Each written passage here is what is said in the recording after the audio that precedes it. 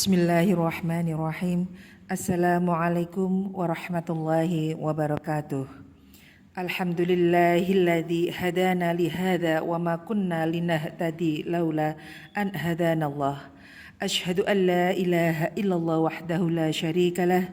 Allahumma shalli ala Muhammad wa ala ali Muhammad. Wa may ya'tasim billahi faqad hudiya ila siratim mustaqim. Amma ba'd. Ibu-ibu pimpinan cabang Aisyah Lamongan yang dirahmati Allah. Tema kajian kali ini yaitu 3 tingkatan orang yang berpuasa berdasarkan Al-Quran dan hadis.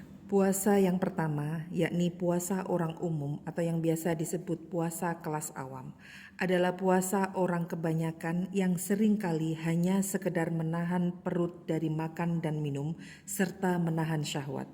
Puasa ini adalah puasa yang paling sering dilakukan oleh umat Islam, namun seringkali tanpa ada perubahan nyata dalam perilaku dan kebiasaan sehari-hari antara saat puasa Ramadan dan di luar bulan puasa. Pada tingkatan ini, seseorang menjalani puasa dengan menyadari bahwa ia harus menahan diri dari makan, minum, dan berhubungan suami istri pada siang hari. Akan tetapi, banyak orang yang terjebak dalam kebiasaan buruk seperti berbicara kotor, menggunjing, atau melakukan perbuatan dosa lainnya. Ayat yang menunjukkan seruan berpuasa yakni dalam surat Al-Baqarah ayat 183 yang berbunyi, Ya ayyuhalladzina amanu kutiba alaikumusyiyamu kama kutiba alal ladzina min qablikum la'allakum tattaqun. Dan diriwayatkan dalam sebuah hadis Bukhari dan Muslim, berpuasa adalah perisai dari api neraka. Ibu-ibu yang dirahmati Allah, tingkatan kedua yakni puasa orang khawas, puasa orang khusus atau yang biasa disebut puasa kelas istimewa. Puasa ini adalah tingkatan yang lebih tinggi.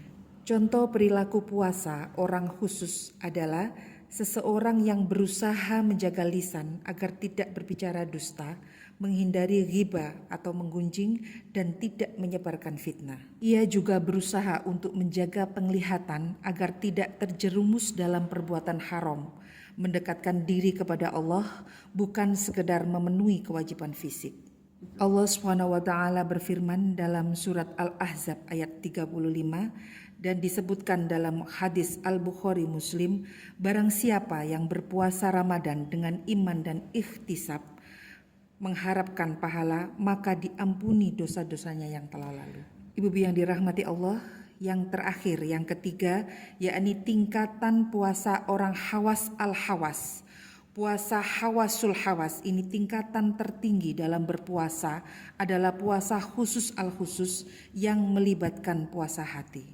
Pada tingkatan ini, seorang hamba tidak hanya menahan anggota tubuhnya dari segala bentuk dosa, tetapi juga menahan hati dan pikirannya dari segala keinginan duniawi. Puasa ini adalah puasa yang paling sempurna yang menjadikan hati seseorang terfokus hanya pada Allah Ta'ala dan meninggalkan keduniawian. Puasa khusus al-khusus adalah puasa yang sempurna karena hatinya hanya terpaut pada Allah dan segala perbuatannya diarahkan untuk meraih ridhonya semata.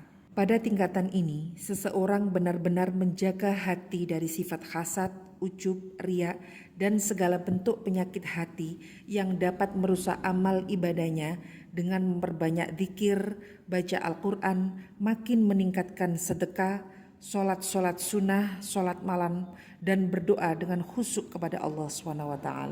Allah berfirman dalam surat Al-Mu'minun ayat 1 sampai dengan 3. Qad aflahal mu'minun alladzina hum fi salatihim khashi'un walladzina hum 'anil laghwi mu'ridun. Dan dalam sebuah hadis yang diriwayatkan oleh HR Bukhari Muslim, siapa yang tidak meninggalkan perkataan dusta dan perbuatan sia-sia, maka Allah tidak butuh ia meninggalkan makan dan minumnya. Jadi itulah tadi 3 tingkatan orang berpuasa berdasarkan Al-Quran dan hadis.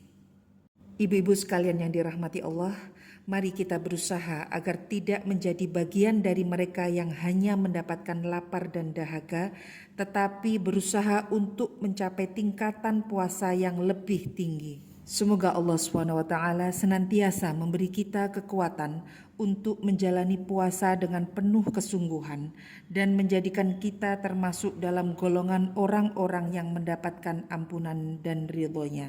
Amin ya rabbal alamin. Demikian yang dapat kami sampaikan, kurang lebihnya mohon maaf. Kami akhiri, wabillahi taufiq wal hidayah. Wassalamualaikum warahmatullahi wabarakatuh.